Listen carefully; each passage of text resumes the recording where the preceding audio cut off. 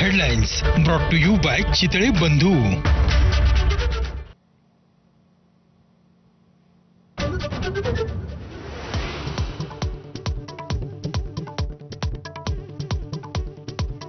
Supreme कोर्टात महापालिका निवडणुकीसंबंधी उद्या सुनावणी। 3 वर्षापासून रखडलेल्या मनपा आणि जिल्हा परिषदेच्या निवडणुकांचा मार्ग मोकळा होण्याची शक्यता।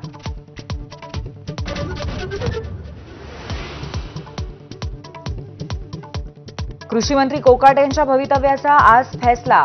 सत्र न्यायालय शिक्षेला स्थगिती देणार का याची उत्कंठा। स्थगिती न मिळाल्यास आमदारकी रद्द करण्यासाठी राहुल नार्वेकरांवरती दबाव वाढणार।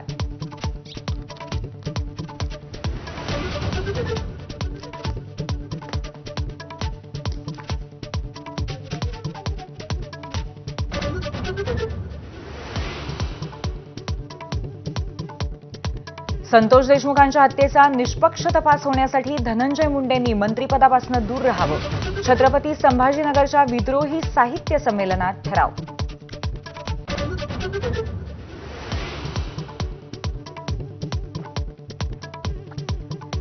जनता दरबारमुळे शिवसेना भाजपमध्ये शीतयुद्ध। एकनाथ शिंदेंच्या ठाण्यात मंत्री गणेश नाईकांचा जनता दरबार तर पालघरमध्येही जनता दरबार घेण्याचं सरनाईकांचं आव्हान।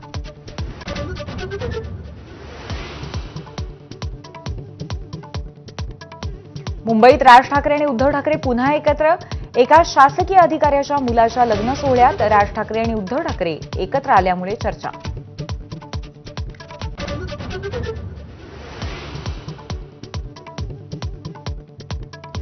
नीलम गोऱ्हेंच्या माजी ओएसडीकडनं निवृत्त पोलीस अधिकाऱ्याची फसवणूक। मुलाला नोकरी देतो सांगून 9 लाखांचा गंडा।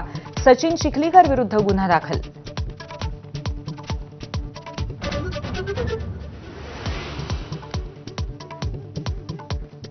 नीलम गोऱ्हेंच्या उद्धव ठाकरेंबाबतच्या वक्तव्याविरोधात महिला पदाधिकारी रस्त्यावर उतरण्याच्या तयारी। तर रश्मी ठाकरेंच्या उपस्थितीत पुण्यातील महिला पदाधिकाऱ्यांची मातोश्रीवर बैठक।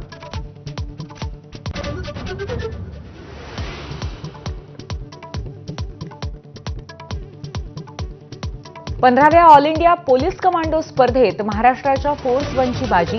चक्रव्यूह अर्बन वॉरफेअर आणि चक्रव्यूह जंगल वॉरफेअर ट्रॉफीवरती नाव कोरलं।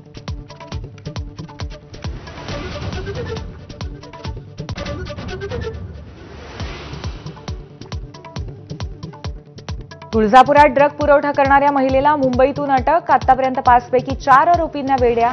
1 मार्चपर्यंत पोलीस कोठडी।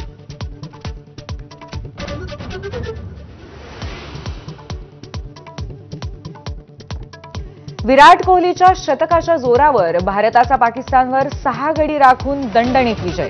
पाकिस्तान स्पर्धेतून बाद झाल्या जमा।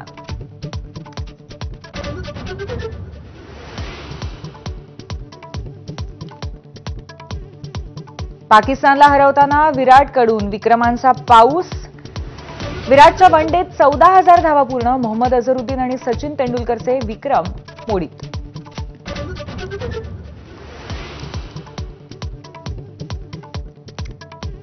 विराटच्या शतकाचा पाकिस्तानात जबरदस्त सेलिब्रेशन। इंदूरमध्ये राजवाड्याला रोषणाई तर पुणे, बडोदा आणि जम्मूमध्ये मध्यरात्री चाहते रस्त्यावर। नमस्कार महाराष्ट्र।